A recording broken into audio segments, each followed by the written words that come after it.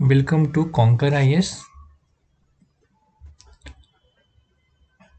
Conquer IAS में आज हम एमपीपीएससी 2020 का जो सिलेबस है उसमें हम पॉलिटी में पढ़ने जा रहे हैं हिस्टोरिकल बैकग्राउंड।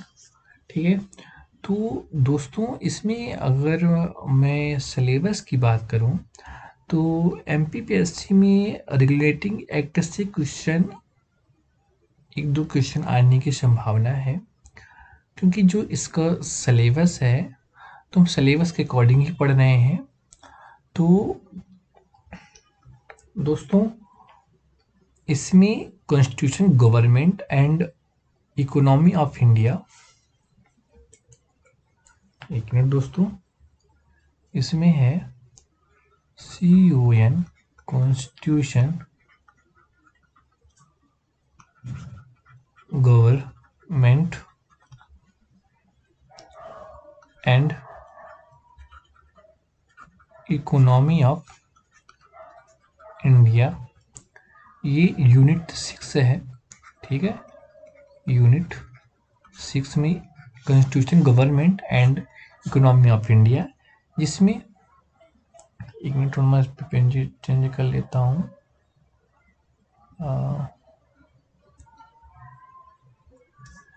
इसमें दोस्तों पहला दिया हुआ है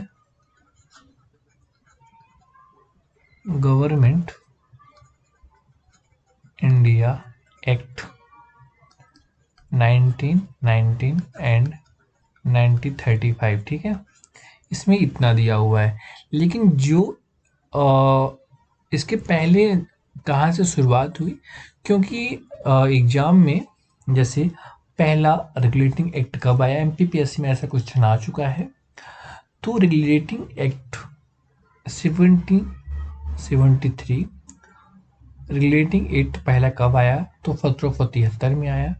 तो आज हम इससे की मेन टॉपिक हमको पढ़ाएंगे, क्योंकि सिलेबस में 1919 1935 दिया हुआ है, लेकिन एमपीपीएससी में पहला क्वेश्चन पहले आ चुके हैं।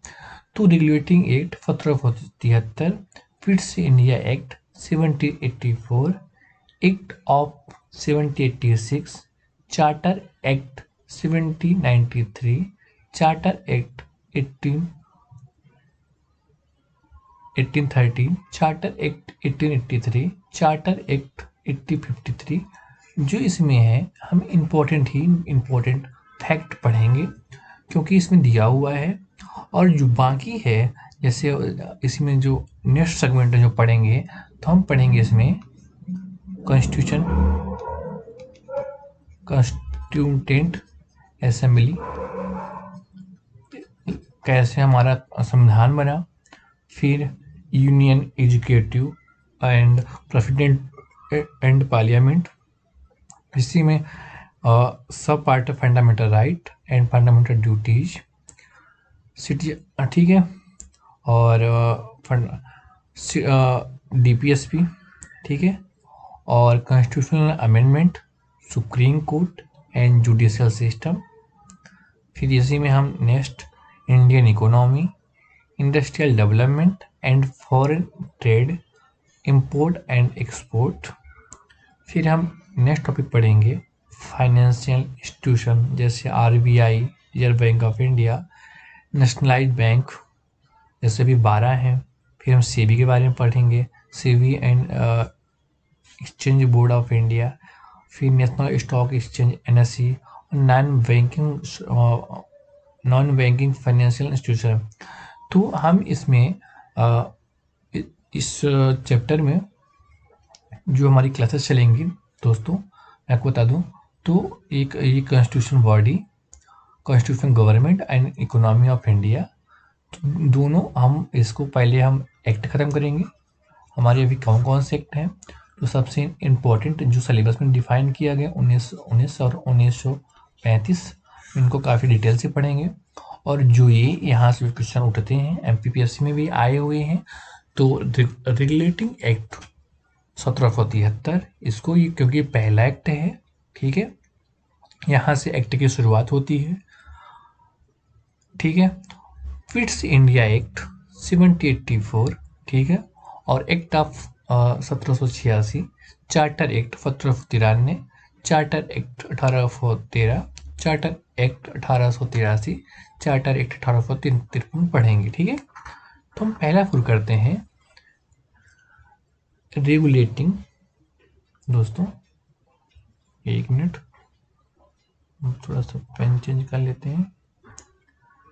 रेगुलेटिंग एक्ट 73, इसको हिंदी में बोलते हैं 1773 का रेगुलेटिंग।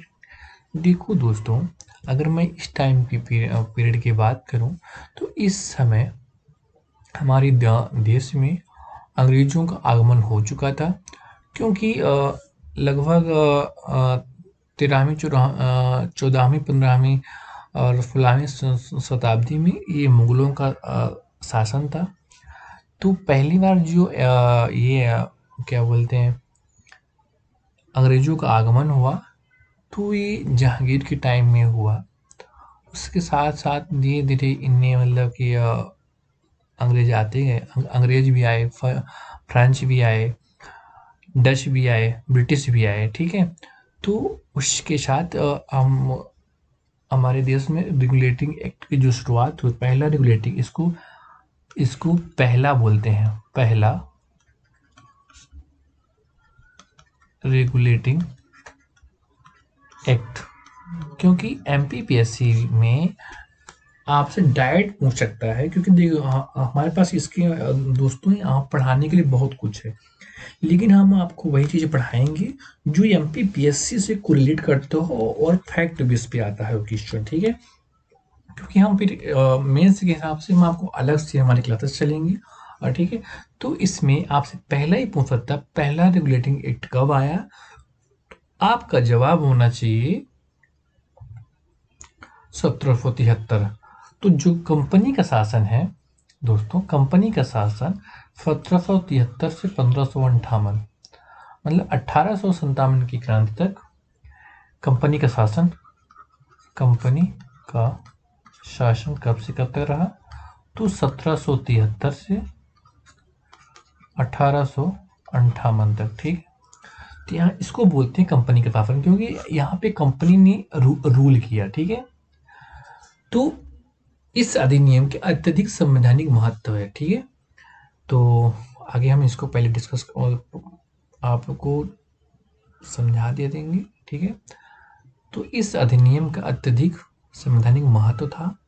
पहला है, भारत में ईस्ट इंडिया कंपनी के कार्यों को नियमित और नियंत्रित करने की दिशा में ब्रिटिश सरकार द्वारा उठाए गए पहला कदम था।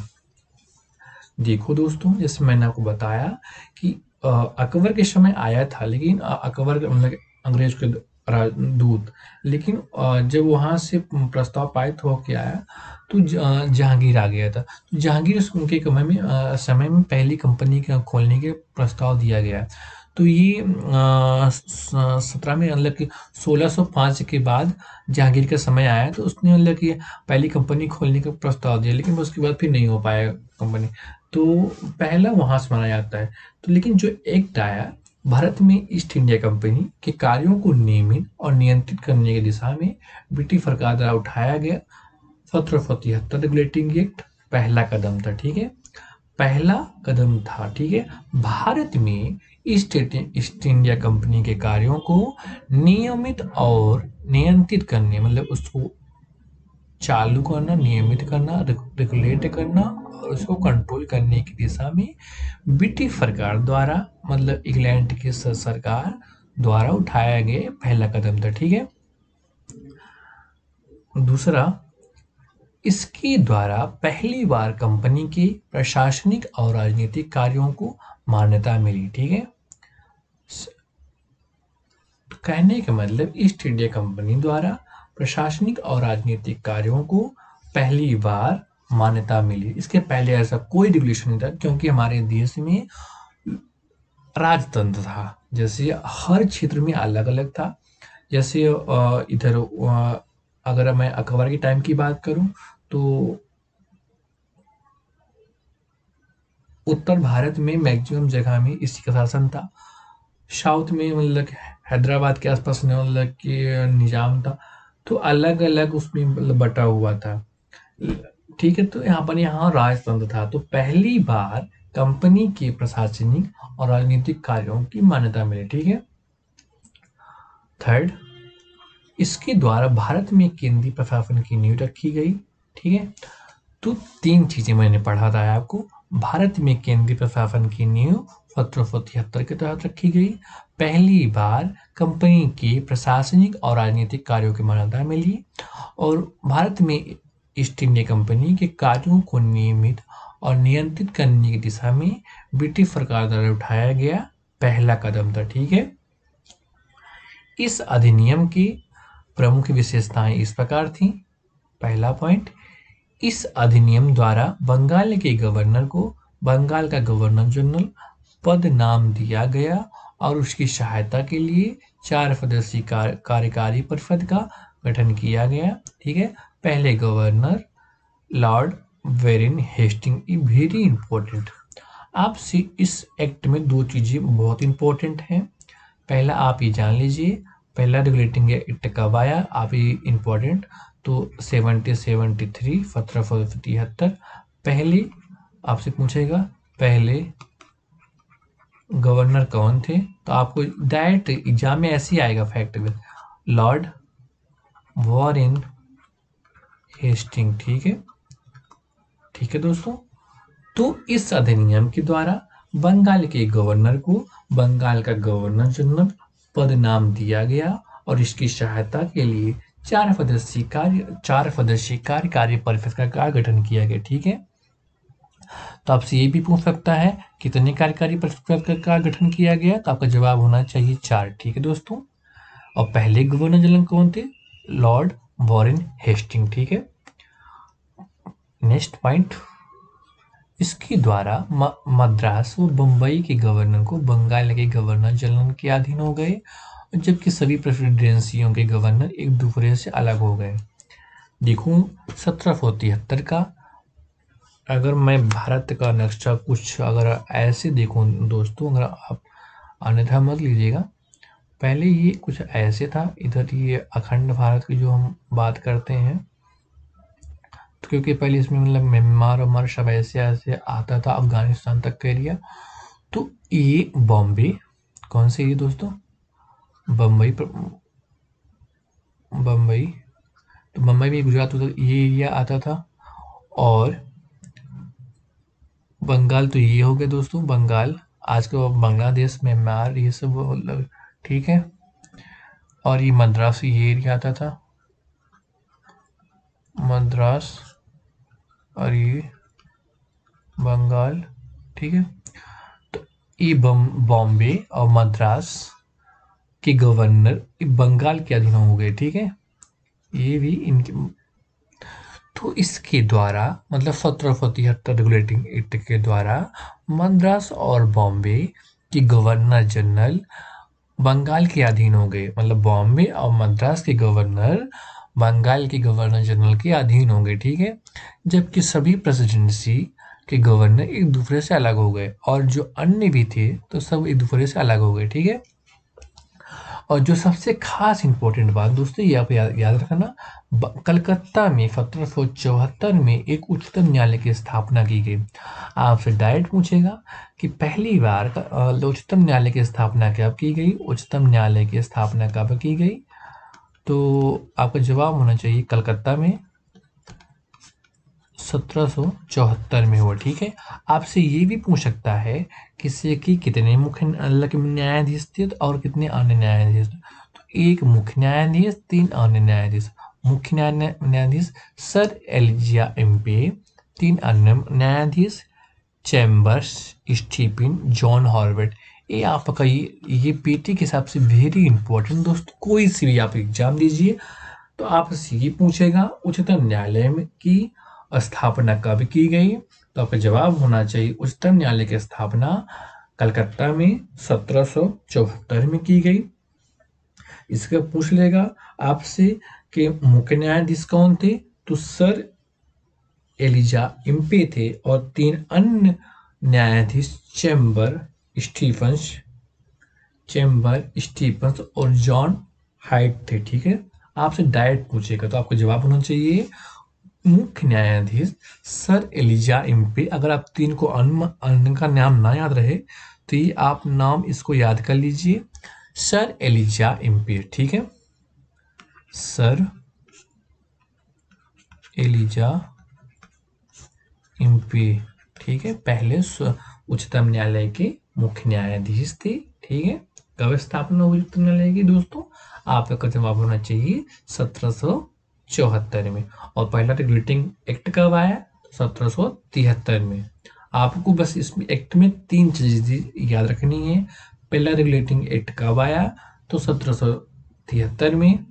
ठीक है, और इस दूसरी 1774 में उच्चतम न्यायालय की स्थापना हुई। कहाँ हुई? कलकत्ता में हुई। उसके मुख्य न्यायाधीश सर एलिजा इम्पे थे।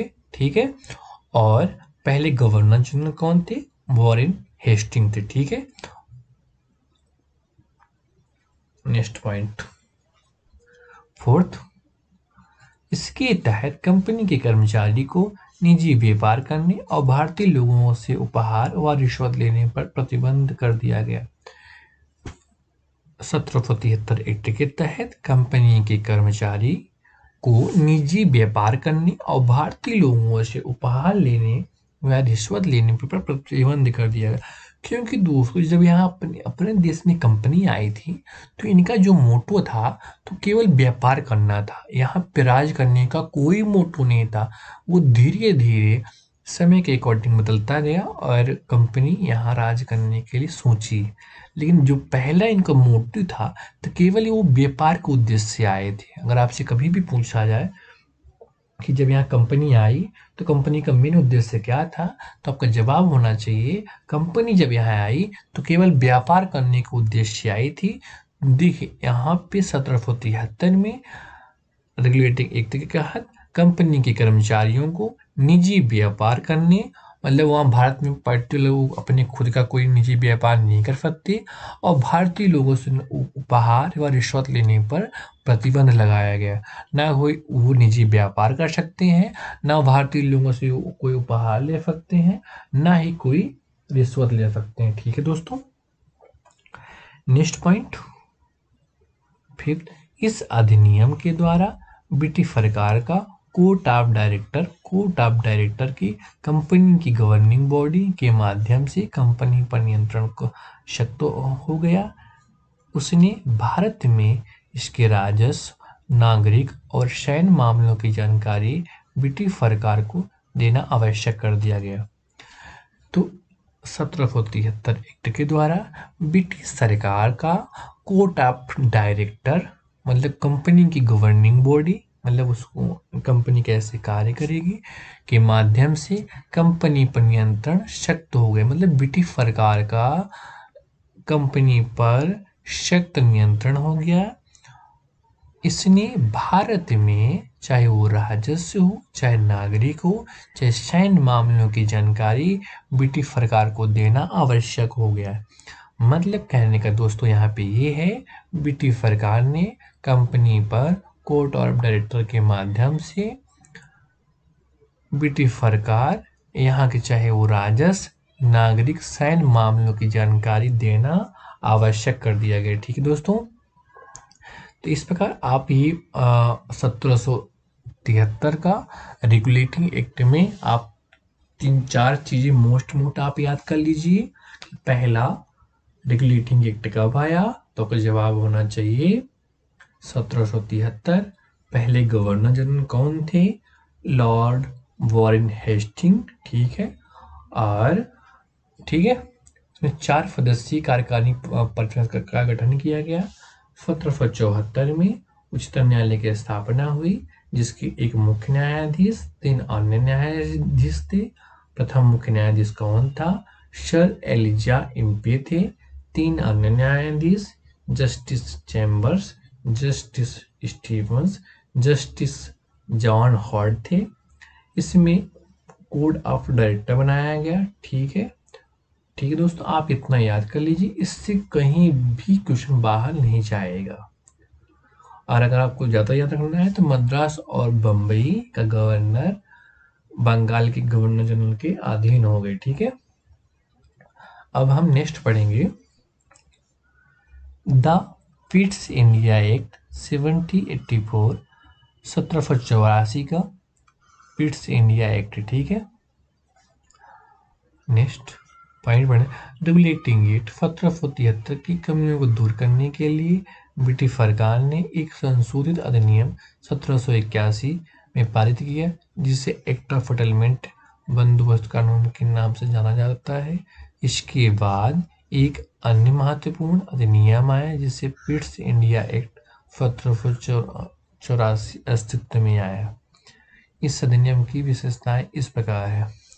देखो दोस्तों, जैसा मैंने आपको बताया कि पहला रेगुलेटिंग एक्ट 1773 था, उसमें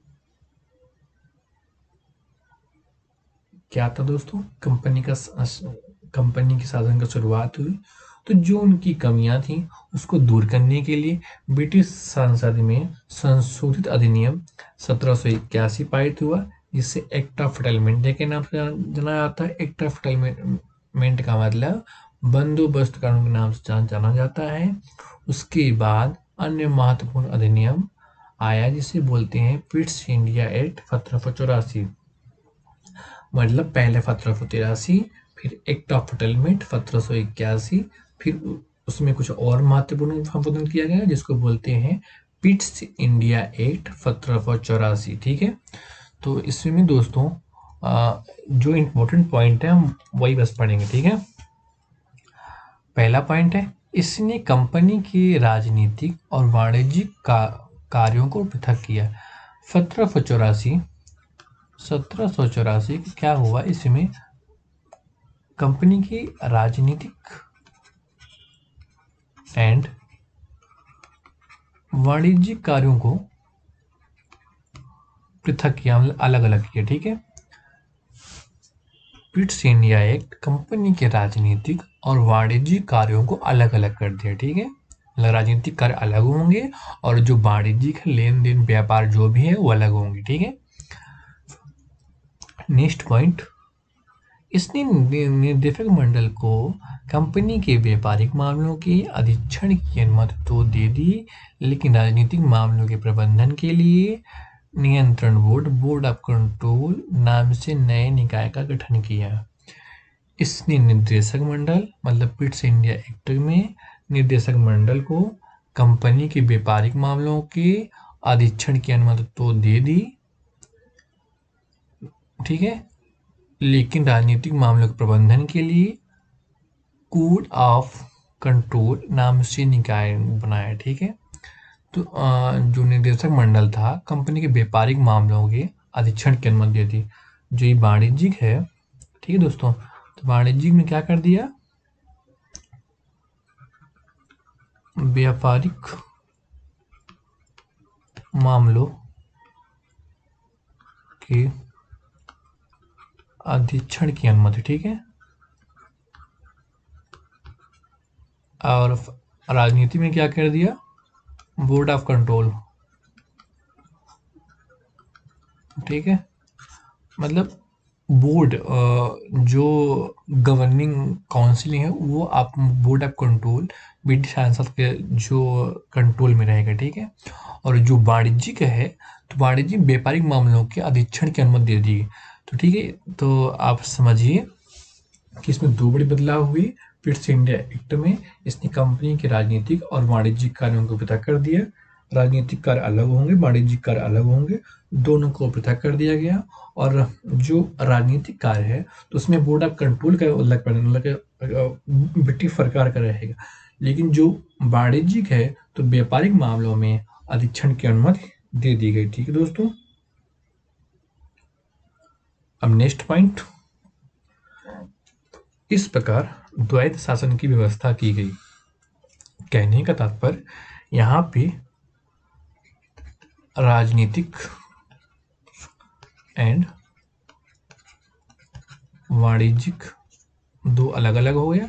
तो यहाँ पे मतलब इसी को बोलते हैं द्वैत शासन की स्थापना, मतलब वाणिज्यिक अलग, व्यापार अलग और राजनीतिक अलग, मतलब कि पॉलिटिकल स्ट्रक्चर अलग, जैसे कि शासन का जो करने का तरीका होता है, ठीक है।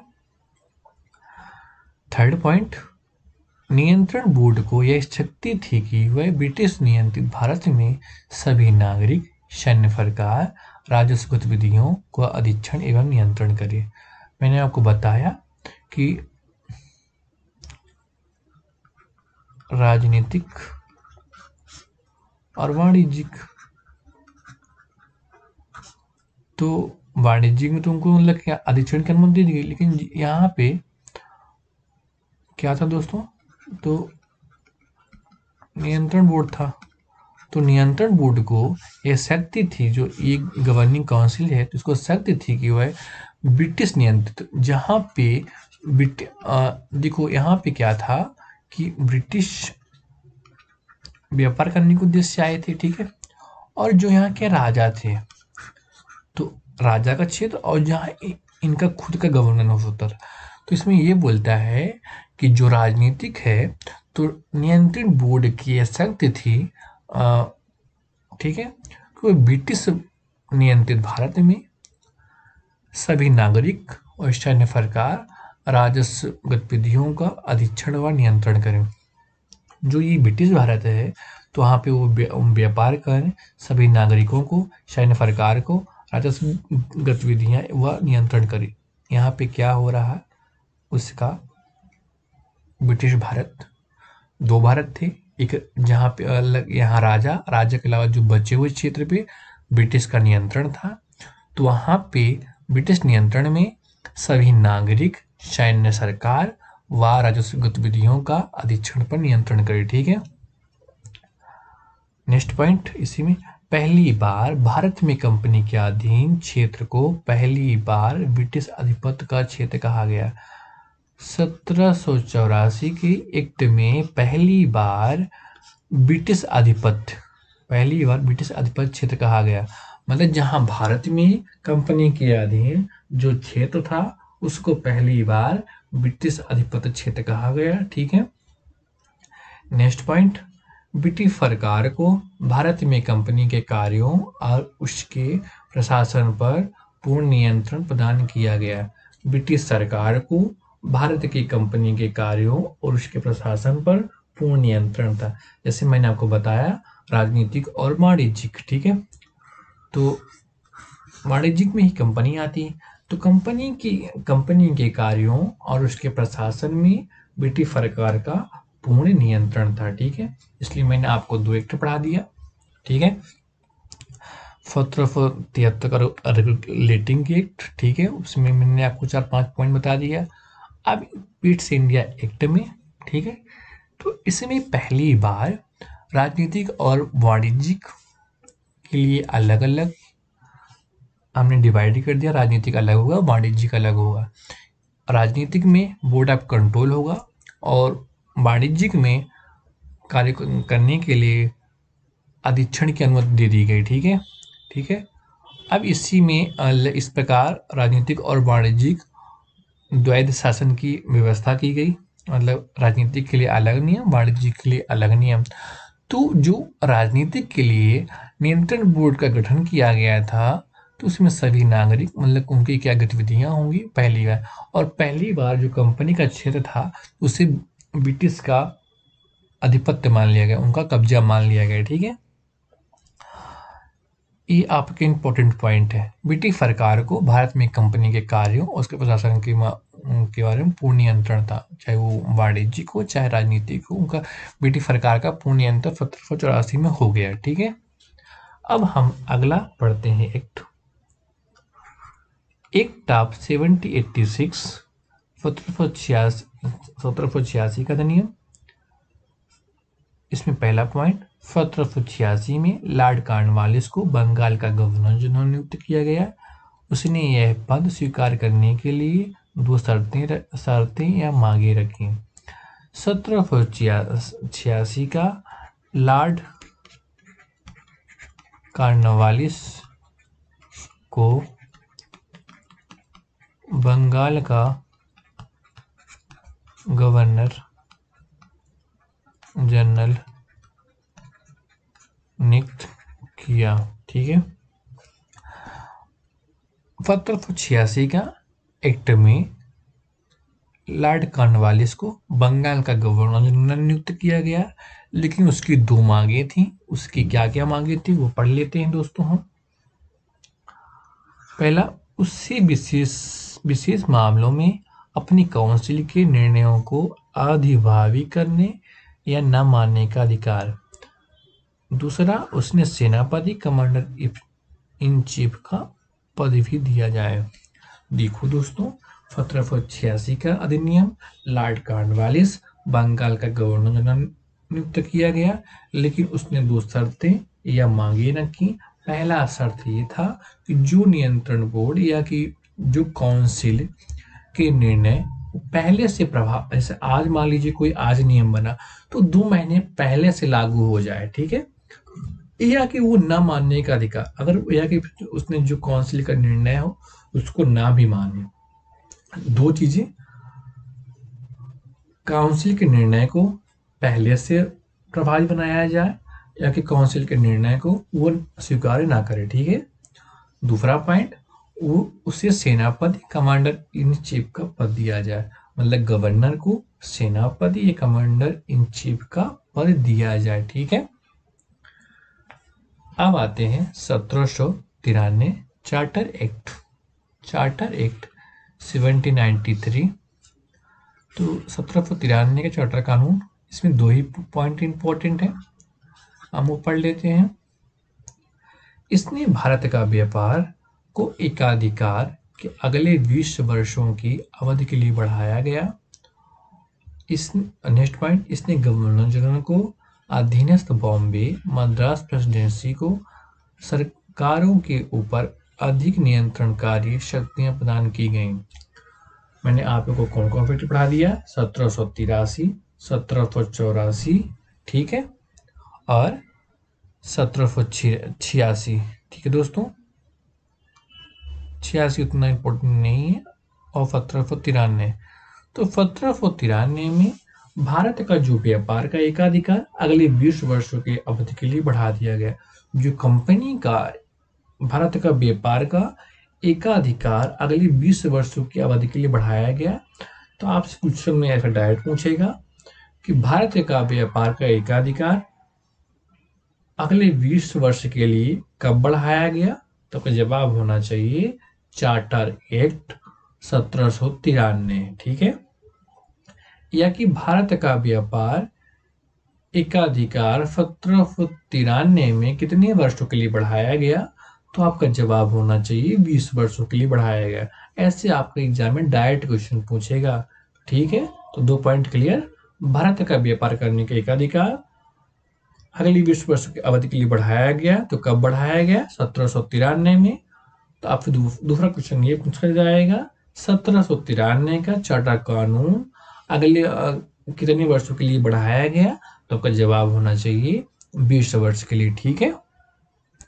नेक्स्ट पॉइंट, इसने गवर्नर जनरल की अधीनस्थ बॉम्बे और मद्रास प्रेसिडेंसी को सरकार के ऊपर अधिक नियंत्रणकारी शक्तियां प्रदान की गई। तो 1793 का चार्टर कानून गवर्नर जनरल के अधीनस्थ बॉम्बे और मद्रास प्रेसिडेंसी को सरकार के ऊपर अधिक नियंत्रणकारी शक्तियां प्रदान की गई, ठीक है।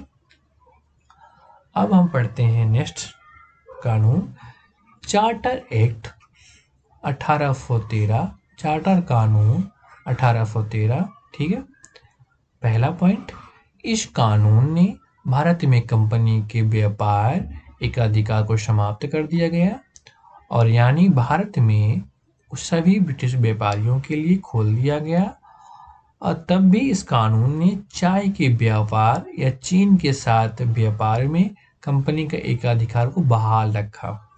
दोस्तों यहाँ पे आप समझिए, मैं आपसे अगर ये बोलूं कि भारत में एकाधिकार को अगले 20 वर्ष के लिए कब बढ़ाया गया, तो चार्टर एक्ट 1793, ठीक है। और अगर 1813 मैं ये बोलूं कंपनी का एकाधिकार कब समाप्त किया गया, आप इसको इन दोनों पॉइंट को वेरी इंपॉर्टेंट अगले 20 वर्ष के लिए। और इसको भी वेरी इंपॉर्टेंट एग्जाम से ये डायरेक्ट पूछा जाएगा कि 1813 की चार्टर एक्ट के द्वारा भारत में कंपनी के व्यापार का एकाधिकार समाप्त कर दिया गया, जो 1793 में 20 वर्ष के लिए बढ़ाया गया था। तो अगले 20 वर्ष में 1813 में कंपनी के व्यापार का एकाधिकार समाप्त कर दिया गया। ठीक है, यानी भारत व्यापार के सभी ब्रिटिश व्यापारियों के लिए खोल दिया गया। मतलब भारत में सभी जो 1773 के रेगुलेटिंग एक्ट में ब्रिटिश के लिए यहाँ व्यापार करने के लिए बंद था, ना वो यहाँ घूंफ ले सकते हैं, ना यहाँ उपहार ले सकते थे। तो उस 1813 में सभी के लिए खोल दिया गया। तब भी इस कानून में चाय के व्यापार और चीन के साथ व्यापार में कंपनी का एकाधिकार बहाल रखा।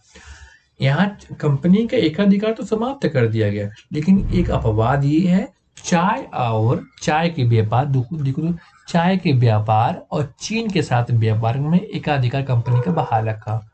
मतलब दोस्तों यहाँ थोड़ा ध्यान देना, कंपनी का एकाधिकार 1813 में समाप्त कर दिया गया, लेकिन एक्सेप्शन इसमें चाय के व्यापार और चीन के साथ व्यापार, दो चीजों को कंपनी ने एकाधिकार बहाल रखा। मतलब 1793 में अगली 20 वर्षों के लिए कंपनी का एकाधिकार बढ़ाया गया, लेकिन 1813 20 साल बाद 1813 का चार्टर कानून में कंपनी का एकाधिकार समाप्त कर दिया गया। लेकिन दो चीजों में कंपनी का एकाधिकार था। कौन कौन सा दोस्तों? चाय के व्यापार और चीन के साथ व्यापार में कंपनी का एकाधिकार बहाल रखा। होपफुली आपको समझ में आ गया होगा।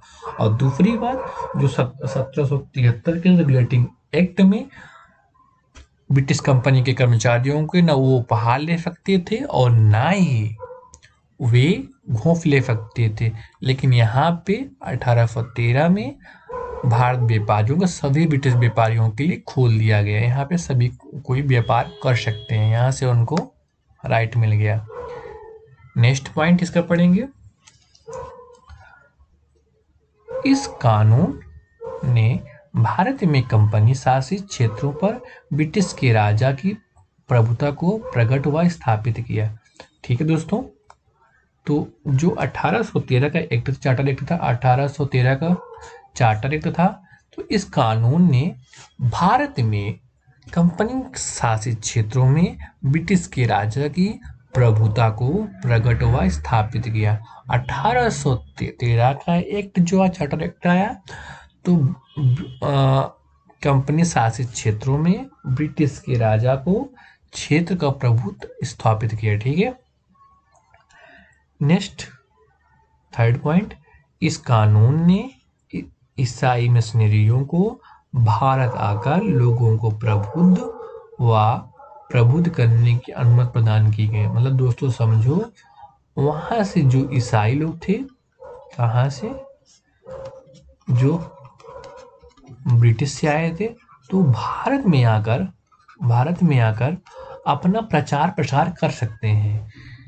ठीक है, भारत में धर्म का प्रचार प्रसार कर सकते।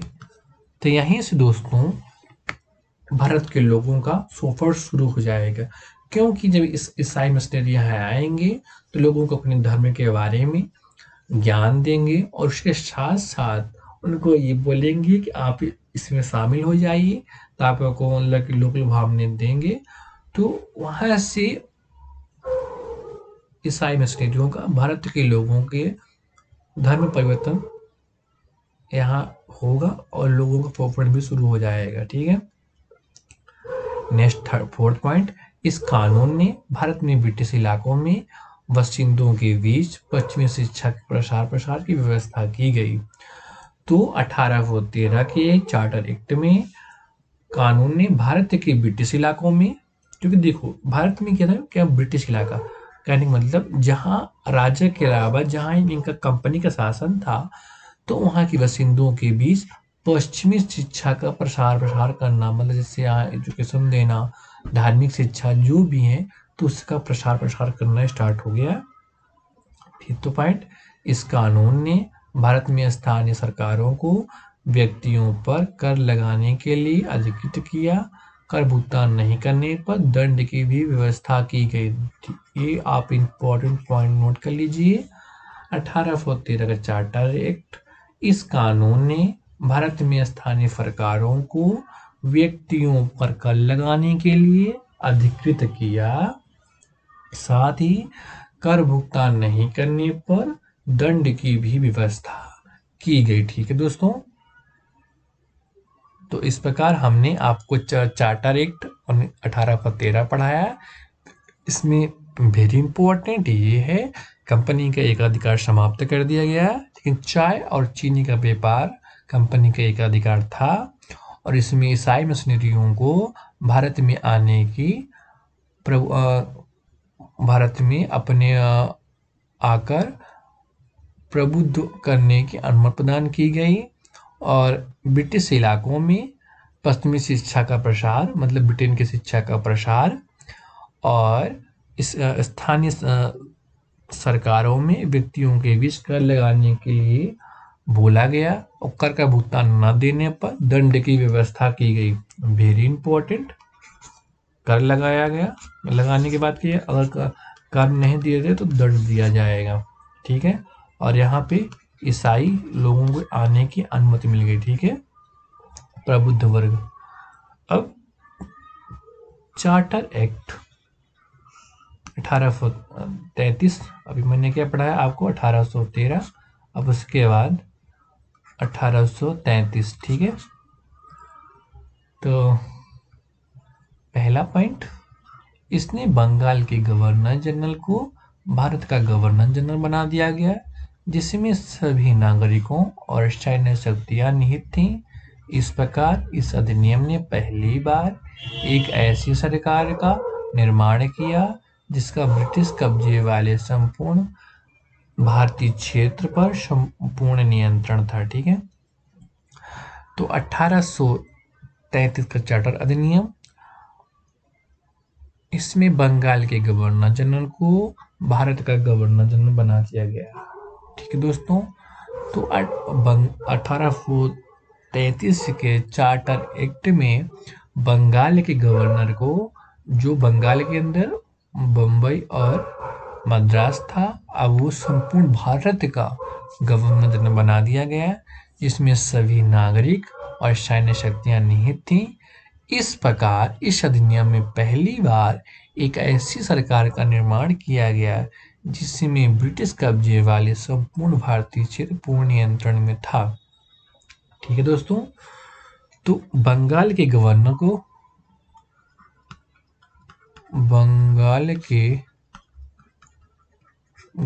को भारत का गवर्नर बना दिया गया, भारत का गवर्नर जनरल बना दिया गया। तो इसलिए यहाँ पे क्या हो दोस्तों, पहली बार संपूर्ण भारत में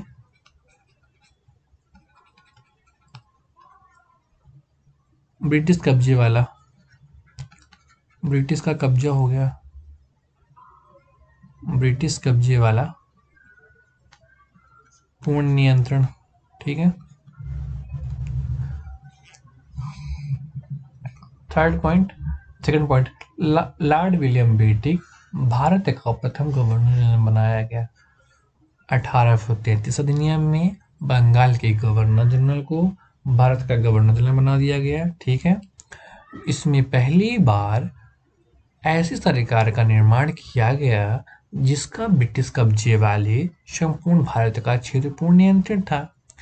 और जो बंगाल का, अब जो भारत का पहला गवर्नर जनरल है तो लॉर्ड विलियम बेंटिक। ठीक है, आपसे यहाँ पर डायरेक्ट क्वेश्चन पूछता है, भारत का पहला गवर्नर जनरल कौन था? ठीक है, तो लॉर्ड विलियम बेंटिक प्रथम गवर्नर जनरल। ठीक है, अभी तक क्या था दोस्तों, लॉर्ड विलियम बेंटिक। ठीक है, थर्ड पॉइंट, इसने मद्रास और बंबई के गवर्नरों को विधायिका संबंधित शक्तियों से वंचित कर दिया और भारत के गवर्नर जनरल को पूरे ब्रिटिश भारत में विधायिका के असीमित अधिकार प्रदान कर दिए गए।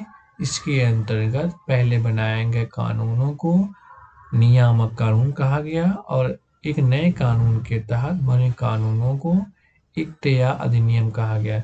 देखो दोस्तों, यहाँ पे समझो, पहले क्या हुआ था कि बंगाल और मद्रास को, सॉरी, बॉम्बे और मद्रास को बंगाल के अंदर रखा गया था, ठीक है, मतलब कि गवर्नर के अधीन। अब क्या हुआ, बंगाल के गवर्नर को पूरे भारत का गवर्नर जनरल बना दिया गया। वो कौन बना? लॉर्ड विलियम बेंटिंक बना। अब जो है तो भारत के गवर्नर को पूरा पूरा पावर दे दिया गया और जो मद्रास और बम्बई था तो उसके गवर्नरों को विधायिका संबंधित शक्तियों से वंचित कर दिया गया, मतलब उनको एग्जीक्यूटिव पावर नहीं दिया गया, ठीक है।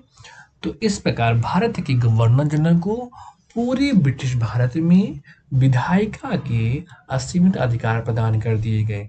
मतलब बम्बई और मद्रास के जो गवर्नर थे उनको विधायिका में कोई पावर नहीं दिया गया और जो भारत का गवर्नर जनरल अब बने गया तो उसे पूरे भारत, मतलब मद्रास और बॉम्बे का भी पूरा अधिकार हो गया, ठीक है, प्रशासनिक रूप से।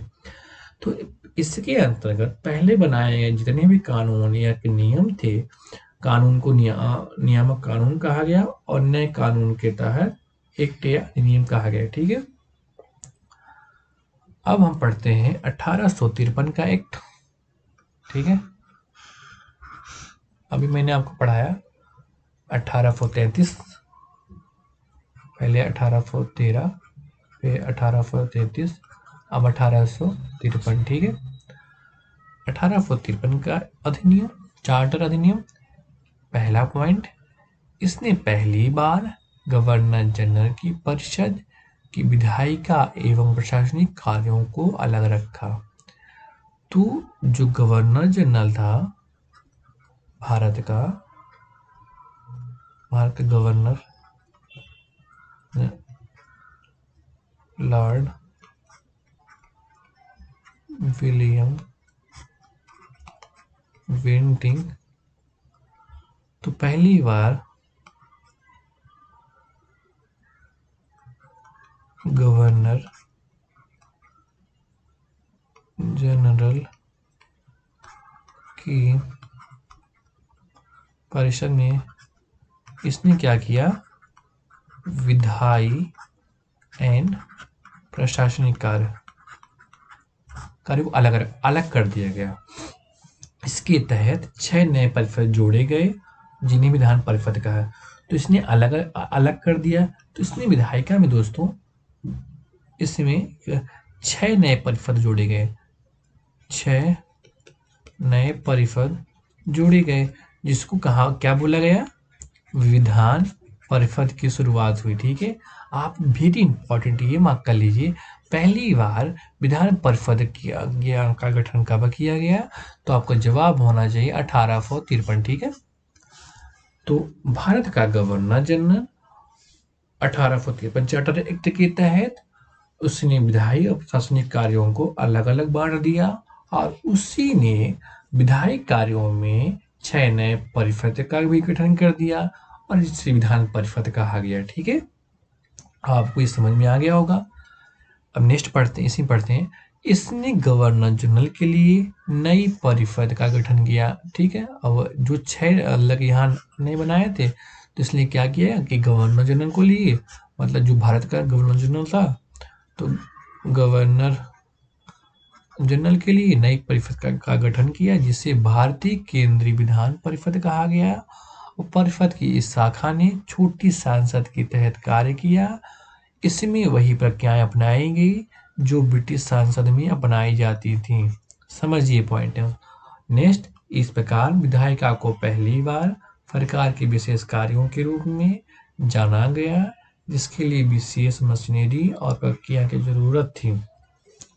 देखो दोस्तों, 1833 के तहत भारत का गवर्नर जनरल बना दिया गया जिसके अधीन मद्रास और बम्बई की प्रशासनिक गवर्नर जनरल को प्रशासनिक विधायिका का कार्य से अलग कर दिया गया अब 1853 में के तहत विधायिका और प्रशासनिक कार्यों को अलग कर दिया गया।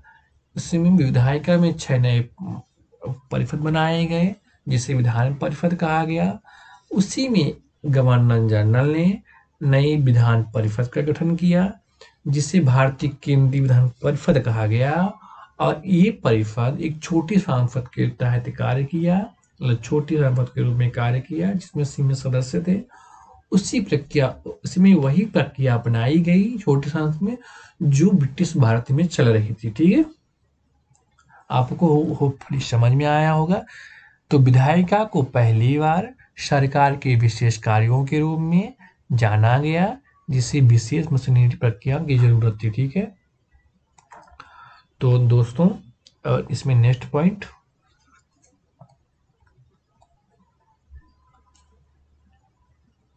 1853 का एक्ट चार्टर एक्ट पर लोग पढ़ रहे थे। ठीक है, तो इसने सिविल सेवकों की भर्ती एवं चयन हेतु खुली प्रतियोगिता व्यवस्था का आरंभ किया। इस प्रकार विशिष्ट सिविल सेवा भारतीय नागरिकों के लिए खोल दी गई। इसके लिए 1854 में भारतीय सिविल सेवा संबंध में मैकाले समिति की नियुक्ति की गई। ठीक है, तो दोस्तों आप समझिए 1853 में सिविल सेवा की भर्ती के लिए खुली प्रतियोगिता व्यवस्था की गई, आरंभ किया गया। इस प्रकार विशिष्ट सिविल सेवा भारतीयों के लिए खोल दी गई और इसके लिए 1854 में भारतीय सिविल सेवक के संबंध में मैकाले की नियुक्ति की गई। ठीक है, थर्ड पॉइंट, इसने प्रथम बार भारतीय केंद्रीय विधान परिषद में स्थानीय प्रतिनिधित्व प्रारंभ किया। गवर्नर जनरल की परिषद में 6 नए सदस्यों में 4 का चुनाव बंगाल, मद्रास, बम्बई, आगरा के स्थानीय प्रांतीय सरकार द्वारा किया जाना था। ठीक है, तो 1853 चार्टर के आधार पर पहली बार भारतीय विधान परिषद में स्थानीय प्रतिनिधित्व प्रारंभ किया। इसमें गवर्नर जनरल की परिषद में 6 सदस्यों में से 4 का चुनाव बंगाल, मद्रास, बॉम्बे और आगरा के स्थानीय प्रांतों से चुना गया। आप ये वेरी इंपॉर्टेंट मार्क कर लीजिए। और ये भी इम्पोर्टेंट है क्योंकि खुली प्रतियोगिता का आरंभ किस एक्ट के तहत किया गया, तो आपका जवाब होना चाहिए 1853 की इसमें विशिष्ट सिविल सेवा के लिए। ठीक है, और मैकाले समिति की सिफारिश के अनुसार।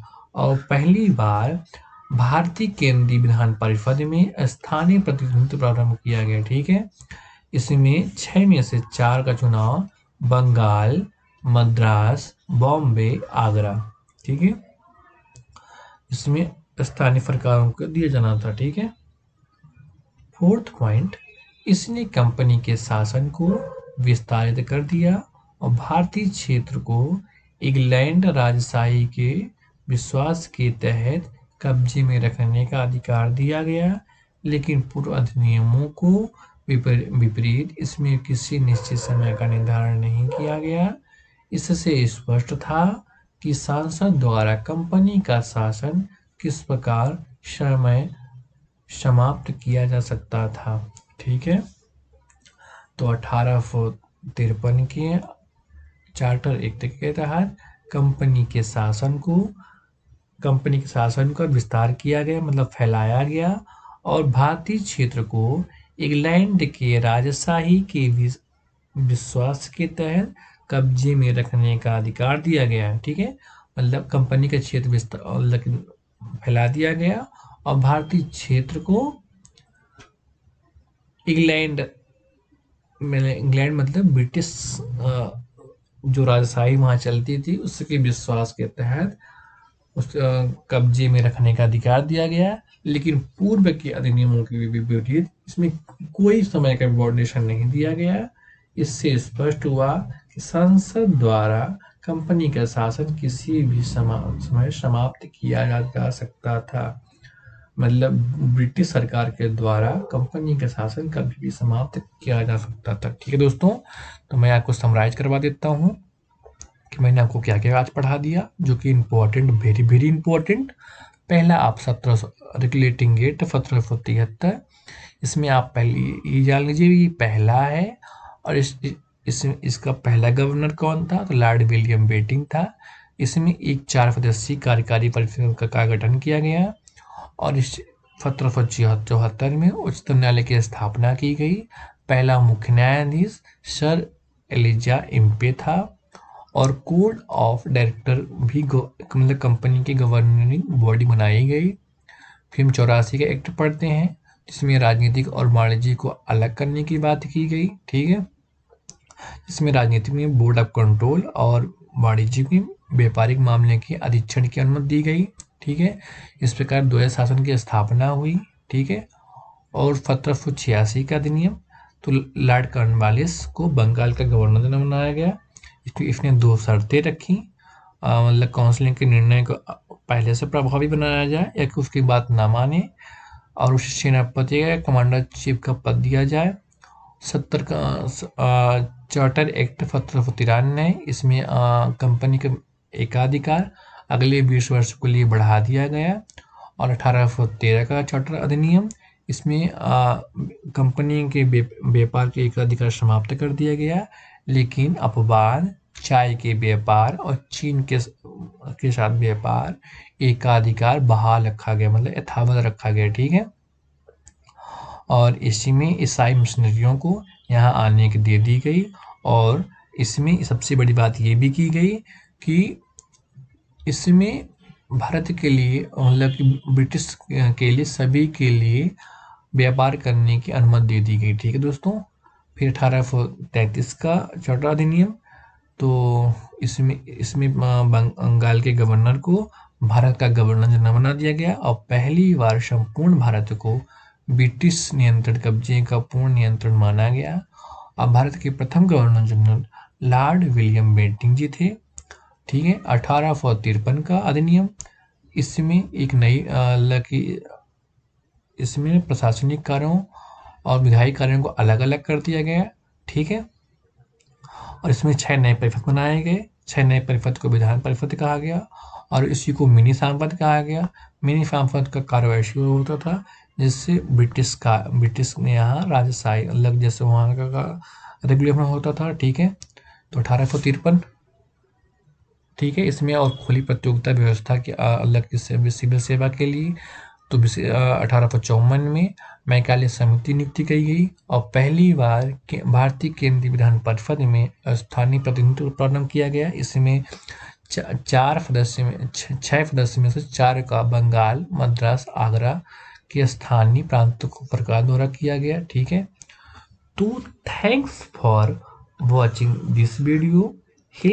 hit the bell icon button, subscribe the channel, like and share। बहुत बहुत धन्यवाद।